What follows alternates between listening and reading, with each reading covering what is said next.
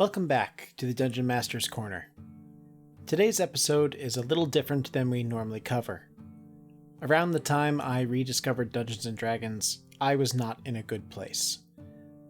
My mind was dark, and I go into detail about that time of my life here in this episode.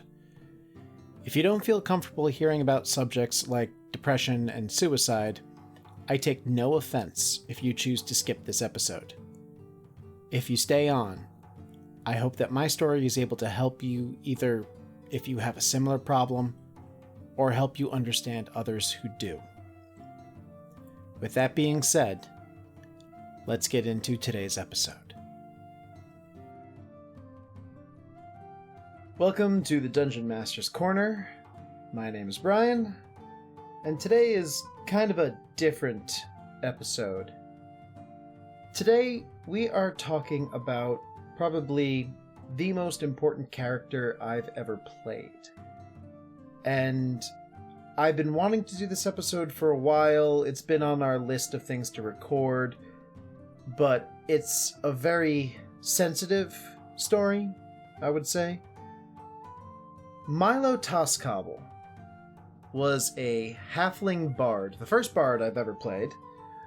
First halfling I ever played, actually. And Milo was an experience. I don't know if I could ever replicate Milo if I tried. He was a very special individual. I've tried working him into written works that I've done to varying success. Milo was happy. Always happy. Always excited. Hi, I'm Milo. Just introduce himself to everyone, and it actually got us into trouble. See, when I started playing Milo, it was at a game store during Adventurers League, and I just kind of joined a table, sat down with people, and we kind of grew into a group and became a thing. It was like our Thursdays. We moved to Thursdays because our DM had a better, schedule for Thursdays, and we just kind of went with it. And I remember one particular story. We were in a giant room with this brazier in the center and massive doors, and a booming voice called out a riddle. I can't even tell you what the riddle was. I can't even remember it. I know the answer was like sun or something, but I just kind of licked my lips and looked at the group, and they all knew. I was about to yell, "Hi, I'm Milo." And someone was like working out the puzzle, like, we have to do it first, because it was, the final one was, "Who am I?" And I responded with, "Hi, I'm Milo." The DM just looked and went, "Incorrect." And we got attacked by a bunch of methods. The whole group was like, come on, Milo, why? But at the same time, they were laughing at it, so it wasn't like a that guy situation. I'd built this character, they knew him by then. It was always, "Hi, I'm Milo," and I would get us into trouble and out of trouble, all with charisma and friendliness. And there was actually an entire scene where we needed to try and manipulate these girls into giving us information on someone. And I sat down and just talked with them, gossiped with them. I was just one of the girls. And the DM was role-playing it with me and finally just went, I should be making you roll for this. But you're doing so well, just don't even bother rolling. We're just going to role-play our way through this. That was actually the moment I learned, wait, you can do that? You can just hand-wave rolling if you're role-playing something well enough?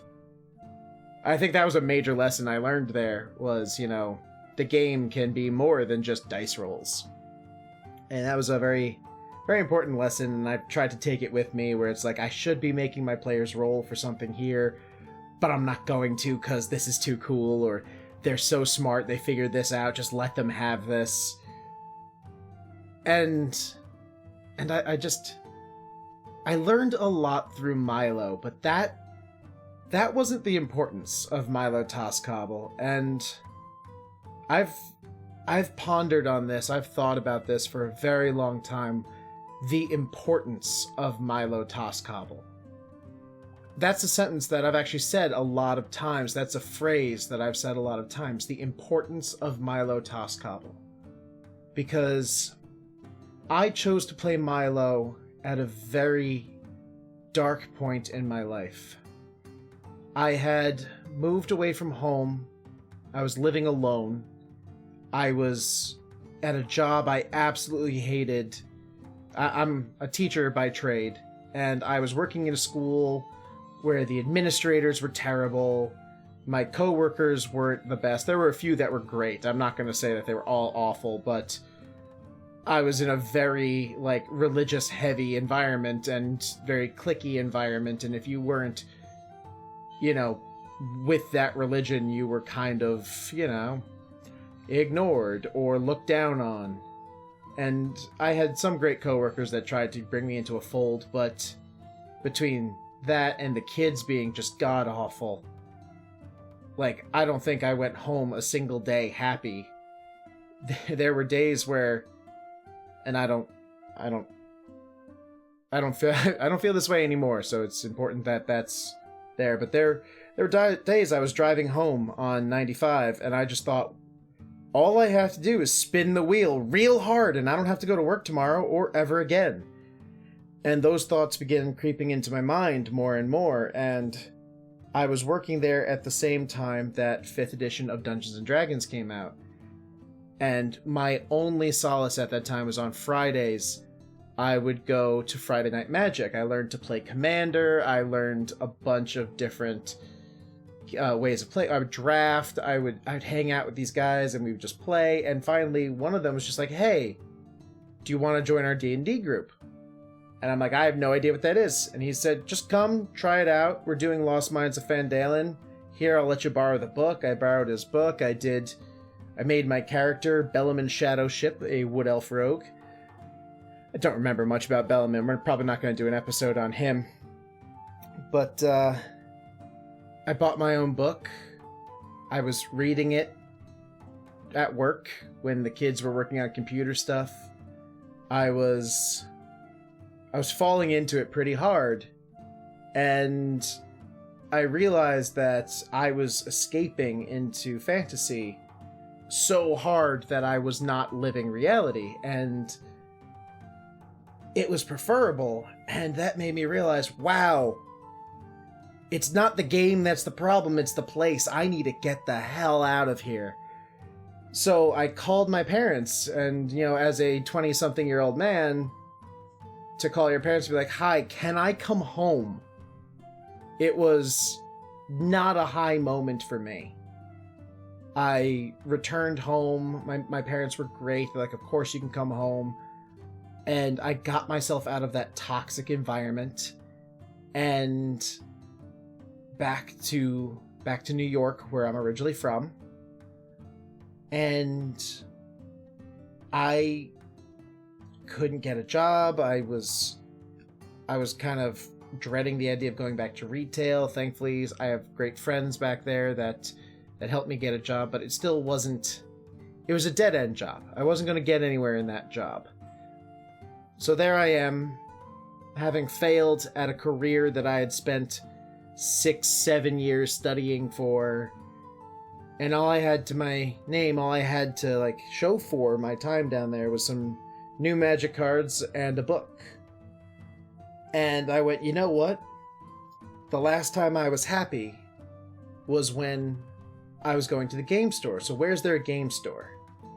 I found one. It was an amazing game store. I don't think it's there anymore, but it was an amazing game store. And I went and I started playing, and I built Milo. And I built Milo with an intent.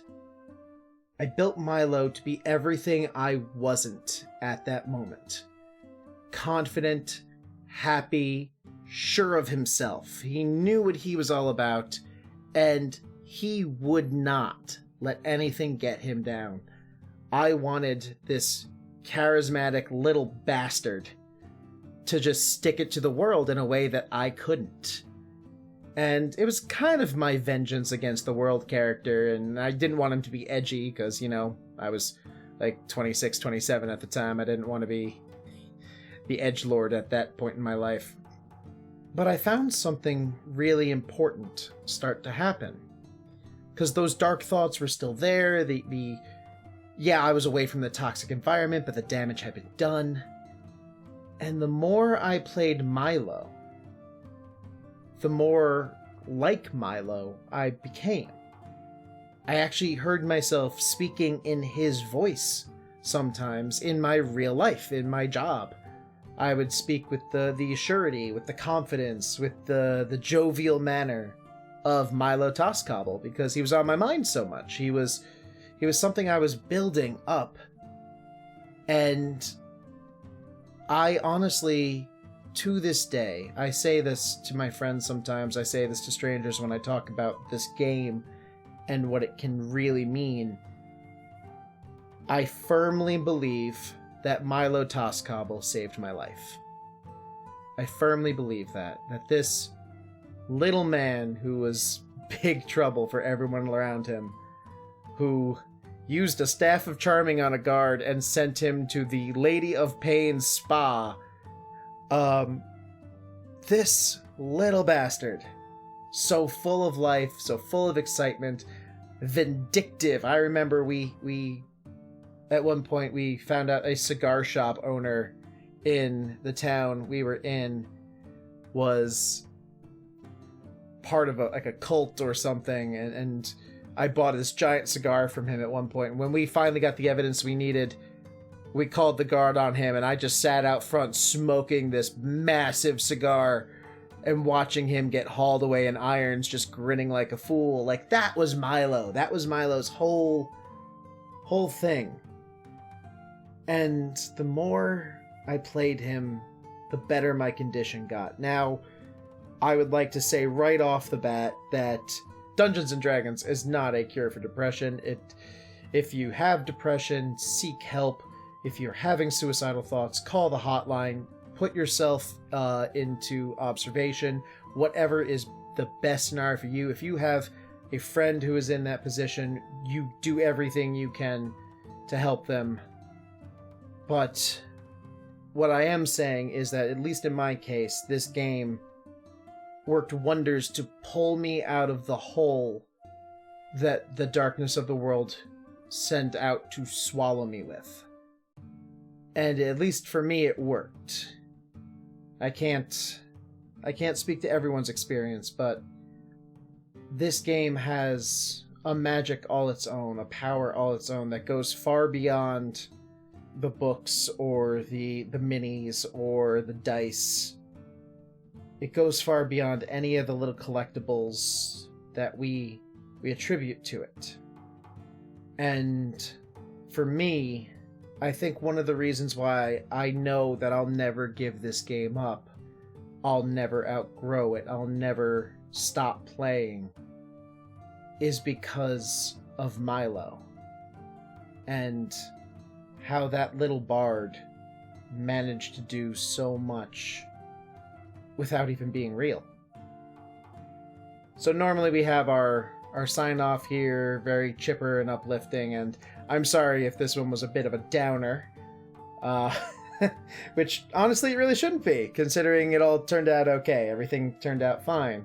Here I am, 5-6 years later, a better person than I was when this character was first created. But thank you for listening to the Dungeon Master's Corner. If there's any takeaway that you can get from this particular episode, I would say that you need to find the happiness in the moments where it exists. You need to latch on to life where you can. And Milo taught me that. Taught me to see the joy in the little things and He taught me to see the joy in the moments between. And the importance of having something to look forward to. And the importance of being around good people. And if you have all those things and you're still suffering, the importance of getting help. Milo helped me. hopefully he can keep helping other people through me, through the people I help, the people who get turned on to this game from my actions or the actions of people that I've shown the game to, and just let it spread. That's really what I want, is I just want the healing properties of this game to spread. So thank you for joining us. I hope you got something out of this story. I hope Milo was able to help another person through this, even if it's just one. Join us next time for the Dungeon Master's Corner. If you'd like to support us, please visit our Patreon at patreon.com/reliablychaotic, so we can keep our special little halfling bard well stocked on cigars. You can also drop us a line on Twitter at Reliably Chaotic. We'd love to hear from you. See you next time.